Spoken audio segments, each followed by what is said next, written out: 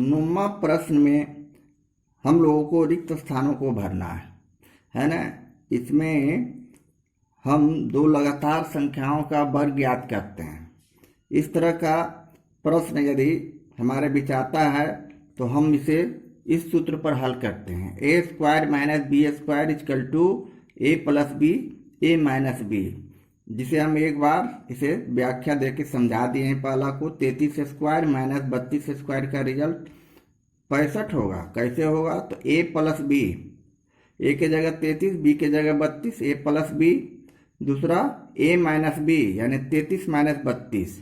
इसी ऊपर वाला व्यंजक सूत्र से हम इसे हल किए हैं। तो ये दोनों को जोड़ने पर 65 आया और इसे घटाने पर 1 आया। 1 को किसी भी संख्या में गुणा करने पर हमारा रिजल्ट वही होता है। इस प्रकार इसमें सारा हिसाब हमें बनाना है। तो सबसे पहले हम ये ध्यान में रखें, दो लगातार संख्या यदि वर्ग रहे तो सीधे वो दोनों संख्या को जोड़ के लिख देना है।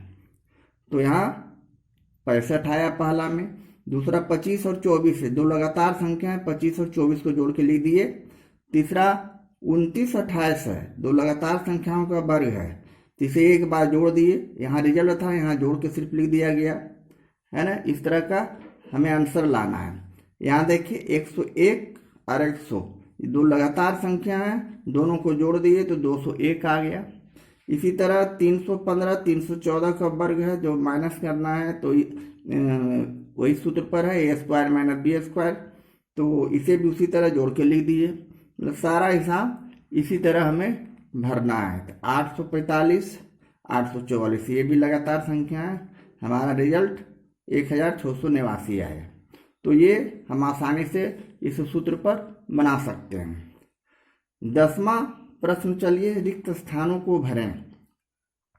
इसमें हम इकाई के स्थान पर 5 वाले संख्या का वर्ग निकालते हैं, यानी कोई भी इकाई के स्थान पर यदि 5 रहता है तो हम इस विधि से इसे निकालते हैं। अब जैसे 45 पर स्क्वायर है, इकाई के स्थान पर 5 है, तो 4 गुने 5, 4 के बाद 5 आता है, तो दो लगातार संख्या लिए, 4 के बाद 5, 4 गुने 5, और ये 100 और 5 स्क्वायर हर समय रहेगा, सभी संख्या में रहेगा। 100 और 5 स्क्वायर ये चेंज नहीं होता है, सब में रहेगा, है ना। 65 स्क्वायर है तो 6 गुने 7, 6 के बाद 7 आता है, और 100 प्लस 5 स्क्वायर। 85 स्क्वायर 8 गुने 9 गुने 100 जोड़ 5 स्क्वायर। इस तरह 125 स्क्वायर तो 12 गुने 13 100 जोड़ 25 स्क्वायर। इसी प्रकार सारे संख्या को हम इसी प्रोसेस से हल करेंगे। 85 स्क्वायर 8 गुने 9 100 जोड़ 5 स्क्वायर, 125, यानी यहाँ 12 है तो 12 के बाद 13 से गुना करेंगे, और 100 जोड़ 25 स्क्वायर। ये 826 है, 827 से करेंगे, गुने 100 जोड़ 5 स्क्वायर। इस प्रकार हम इकाई के स्थान पर 5 वाले संख्या का वर्ग आसानी से बहुत जल्दी निकाल सकते हैं। अब इसे आगे हल करेंगे तो आगे हमारा रिजल्ट आएगा 5 चौक 20, 20 को हम 100 से गुना करेंगे तो कितना हो जाएगा, 2 शून्य 20 पर, यानी 2000, और 5 पचे 25, 2025 बहुत तेजी से इसे लिख सकते हैं आगे हल करके। लेकिन हमारे प्रश्न में सिर्फ रिक्त स्थानों को भरना है, इसे आगे भी हम बना सकते हैं, ठीक है, रिजल्ट ला सकते हैं। चलिए 11वां प्रश्न में भी रिक्त स्थानों को भरना है ना, रिक्त स्थानों को भरना है। ये भी एक तरह से प्रोसेस है। क्या है, 7 स्क्वायर गुने 8 स्क्वायर, तो 7 और 8 को गुना कर देते हैं। यहाँ व्याख्या में हम समझा दिए हैं, 7 गुने 8 स्क्वायर, तो 8 से 56, यहाँ 56 स्क्वायर ले दिए, और 56 के बाद एक इसमें जोड़ दिया जाता है, 6 गुने 7 जोड़ो 1 यानी होल स्क्वायर। 56 के बाद 57 स्क्वायर। इसी प्रकार 10 स्क्वायर है तो इसको हम 11 स्क्वायर कर देंगे, एक जोड़ देंगे। 110 है तो 111 कर देंगे, है ना। इस तरह भर देना है। यहाँ हम समझा भी दिए हैं, 10 जोड़ 1 स्क्वायर, यहाँ 11 होगा। यहाँ 10 गुने 11 जोड़ 1 स्क्वायर, यानी 111 स्क्वायर होगा। इसी तरह छः स्क्वायर है तो यहाँ 7 स्क्वायर हो जाएगा, 7 स्क्वायर हो जाएगा। यहाँ 7×6 = 42, यहाँ 43 हो जाएगा। इसी प्रकार ये 5 है तो 5 में घटा देंगे यानी 4 स्क्वायर प्लस 5×4 = 20 तो 20 स्क्वायर, 21 स्क्वायर। इस तरह में यहाँ व्याख्या में आपको 5 - 1 का स्क्वायर और 4×5 स्क्वायर ये लिख दिया गया है ना। इसके बाद चले 12वां हिसाब, निम्नलिखित संख्या में कौन परिपूर्ण वर्ग है। तो पहला में क्या है, 225 है ना। इसका हम वर्ग करते हैं, 225 का वर्ग करते हैं, कितना से कटेगा, कटने का नियम के अनुसार ये बनेगा। इसलिए कि हम कटने का नियम नहीं जानेंगे तो मेरा ये अभाज्य गुणनखंड नहीं हो पाएगा। तो ये 2 2 4 और 5 5 4 9, 3 से कटने के नियम है। सारे संख्याओं को जोड़ देते हैं, जोड़ने के बाद 3 से उसे भाग देते हैं। यदि पूरा पूरा वह संख्या कट जाती है तो 3 से कटता है। तो समझिए 5 2 7 2 9, 9 3 से कट जाता है तो 3 से लगाए, 3 7 21, 3 5 15, 7 5 12, फिर 3 से कट रहा है उसी आधार पर 25 या 75। अब 5 से कट रहा है 5, फिर पुनः 5 से 1। इस प्रकार हमारा 225 का वर्ग कितना आया अभाज्य गुणनखंड करने के बाद, यानी ये जोड़ा बन रहा है तो इसे सीधे लिख देंगे। इसलिए 225 परिपूर्ण वर्ग है, 225 परिपूर्ण वर्ग है। यही हमारा आंसर हो गया। दूसरा हम देखिए 2,98,116 दिया हुआ है। इसका भी उसी तरह वर्ग करते हैं।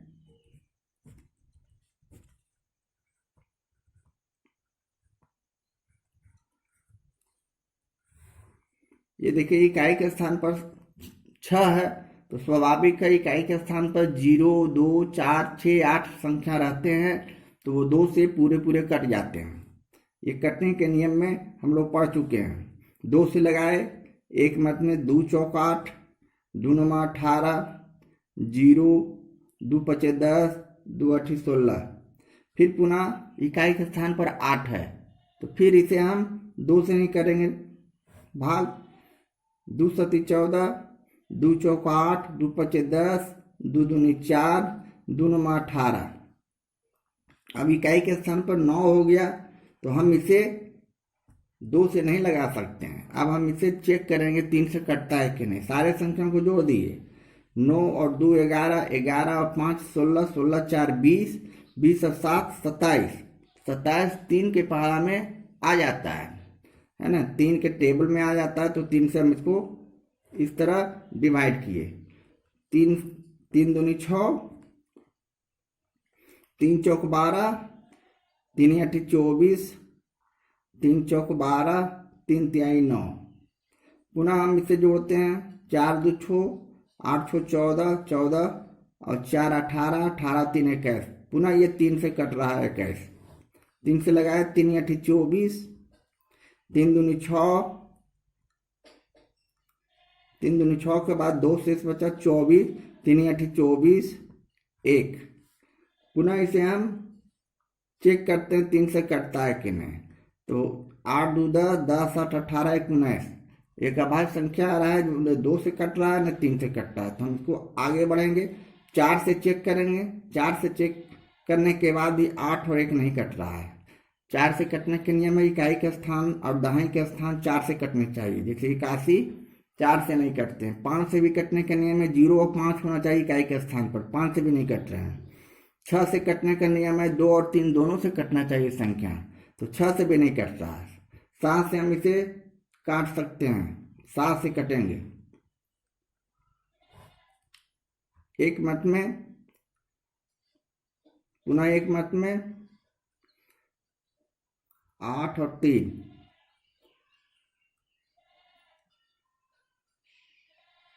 पुनः हम इसे 7 से काट सकते हैं। पुनः ये 2 और 3 से नहीं कट रहे हैं, 5, 4 और 5 से भी नहीं कट रहे हैं, स्वाभाविक है 6 से भी नहीं कट रहे हैं। पुनः काटे इसे 7 से।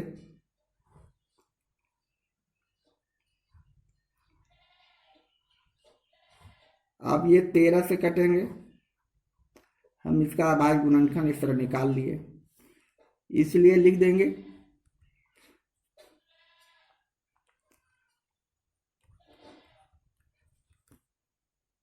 2 कितने बार आए हैं? 2 बार। 3 कितने बार आए हैं? 2 बार।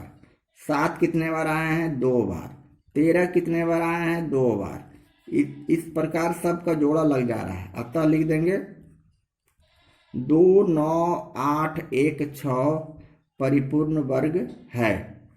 परिपूर्ण वर्ग है, ये हमारा सिर्फ लिखना है, चेक करके, जांच करके, अभाज्य गुणनखंड विधि से जांच करके। चलें तीसरा, इसी प्रकार हम तीसरा बनाएंगे। तीसरा में क्या है? 11 छो छो 7, इसे भी हल करते हैं। 11 छो छो 7 को हम इस तरह अभाज्य गुणनखंड किए। अभाज्य गुणनखंड करने के बाद ये सिर्फ 3 से कट रहे हैं, सबको जोड़ने पर 7 छो 13, 13 छो 13 और छो 19, 1 20, 1 21 आ रहा है, तो 3 से कटेंगे।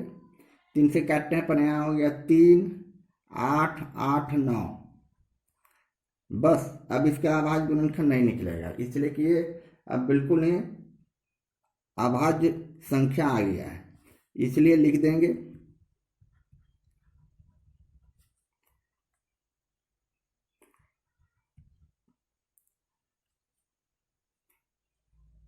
परिपूर्ण वर्ग नहीं है।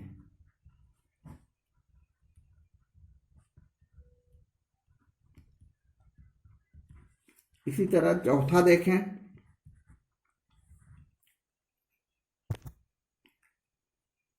चौथा में क्या है? प्रश्न 40, 9, 8 को हम 2 से अभाज्य गुणनखंड कर सकते हैं। इकाई के स्थान पर 8 है, 2 दूनी 4, 0 2 चौक 8, 2 9 18। अब सारे संख्याओं को जोड़ने पर 4 2 छो 9 छो 15, 3 से कटेंगे। 3 6 18, 3 8 24, 3 तिहाई 9। अब यह अभाज्य संख्या आ गया, इसलिए 4098 का परिपूर्ण वर्ग हम नहीं निकाल सकते हैं, इस तरह लिख सकते हैं। इसलिए हम लिख दिए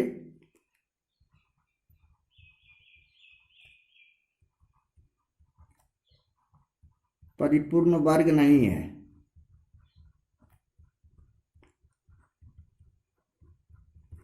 इसी तरह पांचवा चले। 3878 दिया हुआ है, इसका भी हम अभाज्य गुणनखंड करते हैं। ये 2 से कटेंगे, इकाई के स्थान पर 8 है, 1 9 3 और 9। अब ये 3 से भी नहीं कट रहे हैं, 4 से भी नहीं कटेंगे, 5 से भी नहीं, 6 से भी नहीं, 7 से कटेंगे। 2 7 7।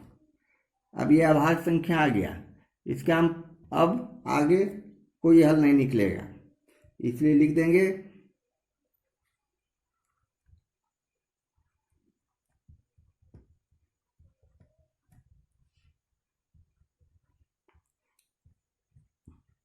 अतः 3878 परिपूर्ण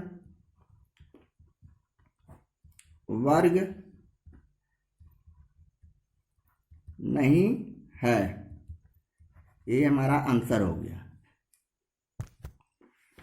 अगला क्वेश्चन 13वां में क्या है? हमें निम्नलिखित में से कौन सा त्रिक पाइथागोरीय या पाइथागोरस है ना? पाइथागोरस त्रिक हमें पता करना है। चलें इसे भी हल करें। 13 क्वेश्चन, 13वां का पहला क्या दिया हुआ? 13 का पहला 2 2 3 है ना? 2 2 और 3 इस तरह दिया हुआ है। पाइथागोरस त्रिक के लिए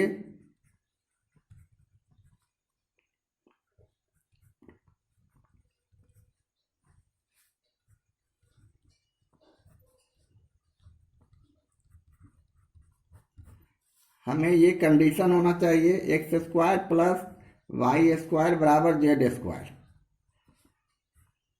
जहाँ एक्स वाई और जेड कोई भी प्राकृतिक संख्या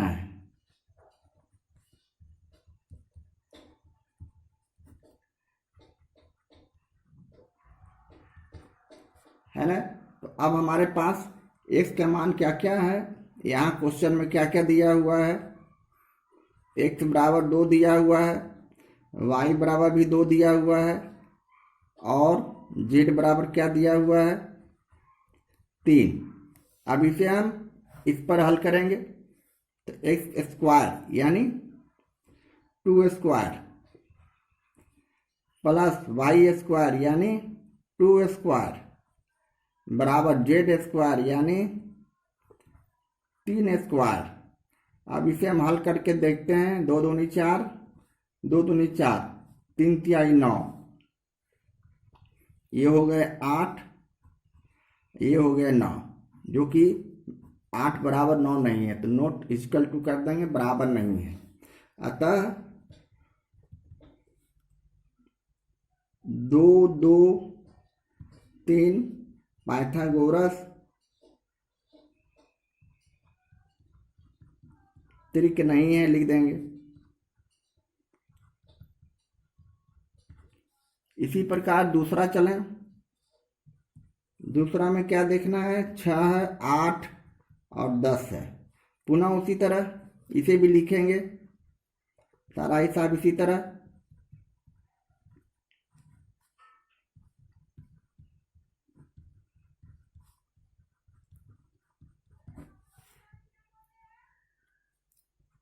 x square plus y square बराबर जेड स्क्वायर, है ना। जहाँ एक्स वाई और जेड कोई भी प्राकृतिक संख्या है, इसे हम यहाँ क्या क्या दिया हुआ है, एक्स बराबर, यहाँ एक्स बराबर दिया हुआ है 6, वाई बराबर दिया हुआ 8 और जेड बराबर दिया हुआ 10। तो हम इसे पुनः इस पर हम हल करते हैं, यानी हो गया 6x square plus 8x square बराबर 10 स्क्वायर, और 36 प्लस 88 64 बराबर 10 दाएँ 100, और ये दोनों को जोड़े, छोटा 10 से 0, छोटी 9 10, यानी ये हमारा कंडीशन सही आ रहा है। बाएं पक्ष बराबर दाएं पक्ष, तो हम लिख देंगे, सीधे डायरेक्ट लिख देंगे। इसलिए 6, 8, 10 जो त्रिक है पाइथागोरस है।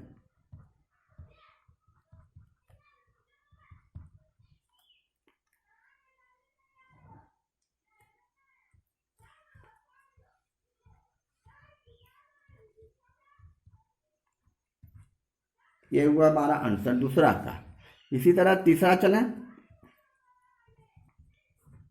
तीसरा सदस्य कौन कौन है, 1 1 1, है ना। इसी तरह वही कंडीशन पर, वही शर्त पर पाइथागोरस के लिए x बराबर 1, y बराबर 1 और z बराबर भी 1, तो हो गया 1 स्क्वायर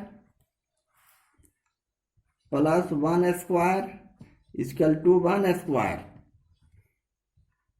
ये हो गया 1, ये भी हो गया 1, ये भी हो गया 1, ये हो गया 2 और ये हो गया 1, जो कि बराबर नहीं है। इसलिए 1 1 और 1 पाइथागोरस त्रिक नहीं है।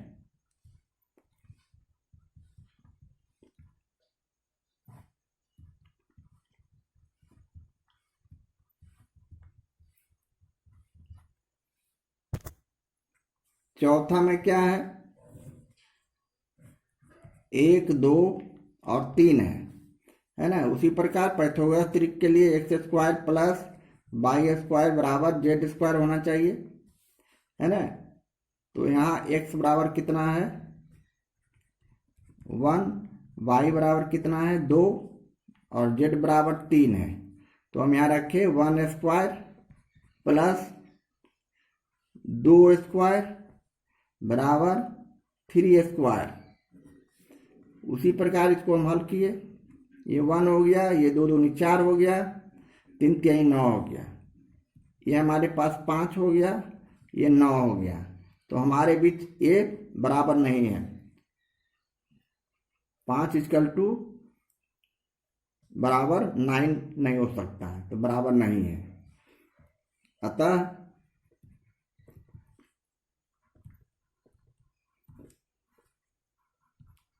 पाइथागोरस त्रिक नहीं है, लिख देंगे।